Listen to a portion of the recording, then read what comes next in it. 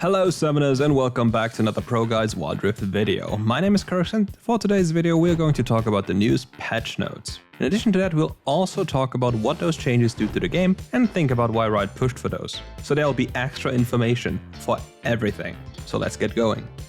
This will be the last balance patch of the 2.3 cycle, and we've already been teased that there'll be new items in the upcoming 2.4 cycle. Are you hyped for that? I personally am a bit scared as to what items they'll introduce, but we'll see. But first, what about new skins? With the new patch, we're going to see a few new skins from the Battle Academia series. We're gonna see Battle Academia Ezreal, Graves, Katarina, and Lux. Do you like those champions? Because you gotta get that skin if you really like those, right? For emotes, we're also gonna see a few new ones, and you can believe me, they look amazing. So if you have some spare points, might as well spend them on these. The very first balance change we are seeing is a nerf to Amumu. Why Amumu? It appears that Amumu is performing too well in the lower brackets, and to just tune him down a little bit, we're removing a few of his armor points to get him back into line. Me personally, I haven't seen Amumu in high elo for the last 300 games, so it's definitely not a nerf catered for high elo. So don't you worry, you can still play Amumu and you can still be content with his performance. Nonetheless, you have to think about that you're a bit less tankier now, and therefore can't go for these ridiculous plays you could maybe before. The next change is something every high elo player has been asking for, a nerf to Braum. Bless our prayers, cause we've been heard. Braum is finally getting nerfed. The first nerf is coming to his passive. It's like a bug fix, but it's still a nerf because it's a slight duration nerf, but I mean, you see. For his first ability, it's dealing less percentage HP damage. Also, another nice nerf to just tune him down a little bit. And the most important nerf is coming to his third ability, the Unbreakable. Have you ever seen teamfights with the Braum? They're just unbearable. He blocks everything and makes everybody mauled. Every AD carry is literally unable to play against this champion. So it's very nice to see that the duration is reduced by 1 second. In my opinion, maybe increasing the cooldown a bit would also do the trick, but it's at least a nice step into the right direction. Maybe we'll see more in the future, we can at least hope for that, because Braum needs to be changed, in my opinion at least. Before we continue with today's video, make sure to check out our Discord in the description below. You don't want to miss out on any giveaways and events, do you? Thought so. I'll see you there then. Next up on the list is another champion that has been a problem child for Wild Rift since, I think, the introduction of this champion. Nerfing a bit of her passive regeneration and taking away a little bit of her execute damage should put her back in line. But let's be honest here, Evelynn is so good because of her stealth, and as of right now there's no real counter mechanic in the game to deal with that. In League of Legends PC, there's something called Control Ward. Control Wards reveal stealth units close to them. With those, you could spot Evelynn run around. As for now, the only thing you can really do is water cams and pray you see her, but if she's not really farming because it's not attractive enough to farm, then there's nothing much you can do about that one. One more thing that could also be changed is Infinity Orb. Infinity Orb is just a broken item for AP champions. The fact that your spells can execute now feels so unbelievably unbalanced, especially if you read his passive. Dealing 20% bonus damage on every ability if the target is below 35% just seems obnoxious, especially if your ability is an execute mechanic anyway. You just die. So rather than nerfing Evelynn directly, they could just nerf items.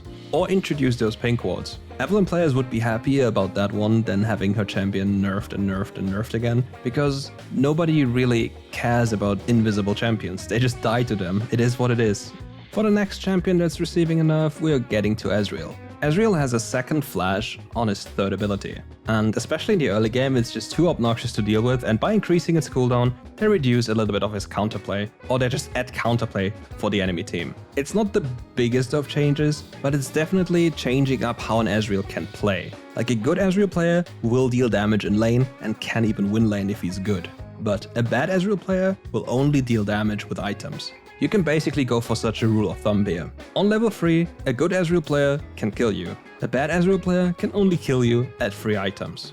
Another nerf we have been asking for is coming to Fiora. Her Bell's health is reduced by 40, but let's be honest, is it really enough? Is that really the problem of the champion? From my perspective, there's 2 things. Number 1, her lunge range. The first ability's range is just way too big. If you compare it to League PC, it's just a joke. The second thing is her second ability's cooldown, Riposte. Why does it have only such a little cooldown? What is the point of this? Normally, you'd have the ability to counterplay something. Like when you engage into a trade, the enemy uses his cooldowns and you use yours to counter them. But what if a champion has an ability that blocks everything, summoner spells, damage, debuffs, on like a 12-second cooldown? What do you do about that one? What is your window for counterplay? And not only that, her potency in lane is just unrivaled.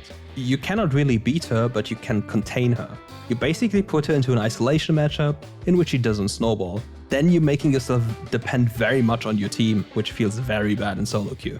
So if there are any changes I would push for, personally, I would change the second ability's cooldown and put it up to league numbers. It literally has double the cooldown on League PC, and that for a reason.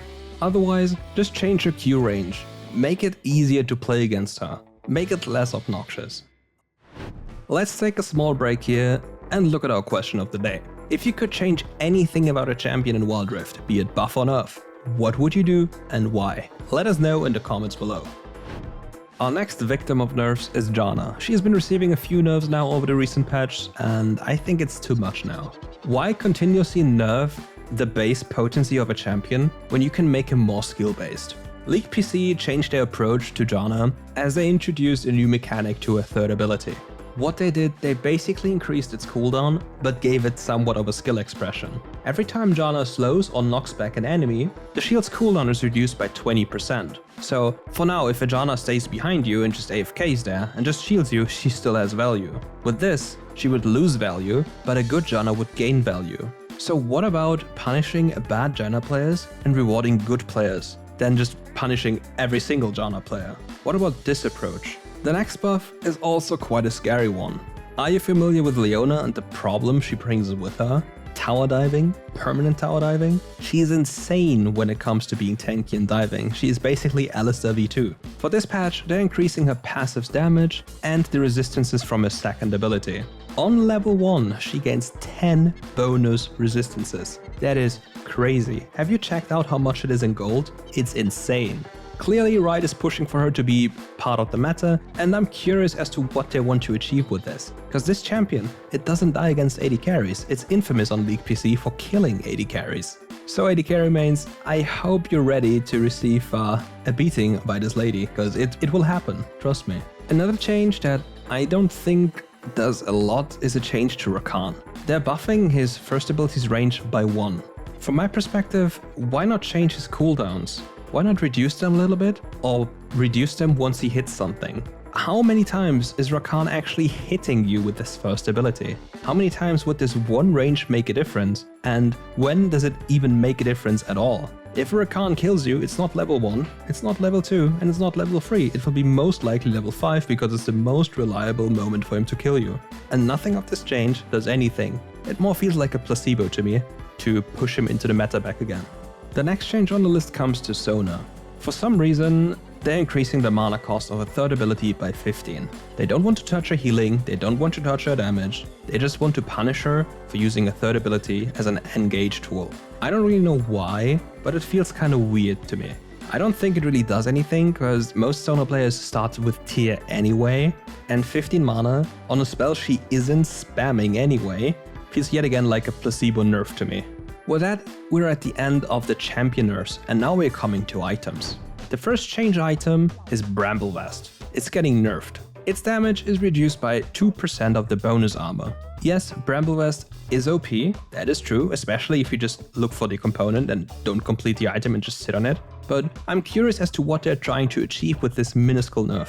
We will see in the future. To put more emphasis on this nerf, the component has been changed, and the full item will also be changed. By increasing the gold cost of the item, it seems they are trying to push a staggered item spike. But other than that, I don't really see a difference.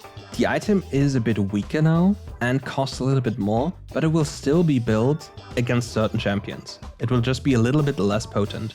For our next change, Frozen Heart. Its attack speed aura is getting buffed from 15 to 20% reduction.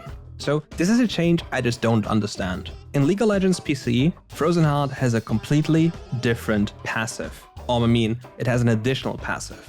why instead of buffing or changing the item, why not just transform it into the current league item? Here, take a look at this item. It is just overall a 10 times better item. Back in the day, Frozen Heart on League PC was never built because it was so bad. Up until they buffed it so many times that it's now really good. One might even say broken. So why not look at this item and try to introduce this item? But maybe we'll see it in 2.4, we don't know. But I'm very curious as to see if they want to push for these items. They want to push for the current form of legendary items in League of Legends. Since the nerf of Mastermind, some junglers default to other keystones. Since the nerf of Mastermind, a few junglers have strayed away from Mastermind and went to other options. Pathfinder just didn't feel too appealing as it just increases your movement speed. However, if you think about the possibility of being in certain situations with that movement speed, you can clearly see its advantages. So whoever wants to roam around the map very fast and very often, this rune could be perfectly catered for you. And it wouldn't be a patch if there wasn't a new free-to-play rotation. From the 15th of July to the 21st of July, we'll have Alistair, Aurelion Sol, Graves, Jax, Misfortune, Nami, Shyvana, Tristana, Twisted Fate, and Wukong. For the 22nd of July to the 28th of July, we'll have Dr. Mundo, Ezreal, Galio, Kha'Zix, Lee Sin, Leona, Lucian, Pantheon, Senna, and Yasuo. And that's it for today's video. Thank you all for watching, and if you enjoyed the video, make sure to leave a like and subscribe to the channel. As per usual, don't forget about the Discord and question of the day. With all that said, see you soon when it's time for another ProGuides Wide Rift video.